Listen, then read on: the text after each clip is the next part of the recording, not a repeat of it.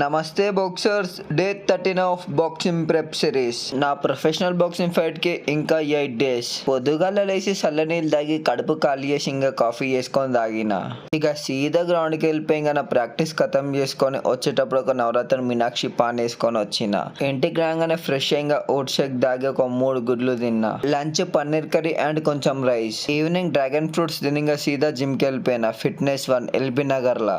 Gym అయితే మస్తుంది and మస్తు పెద్దగా ఉంది. ఇంకా పోగానే 3 rounds 3 minutes shadow boxing start చేసిన. 6 rounds 3 minutes heavy bag punching. Pad work 3 minutes 4 rounds.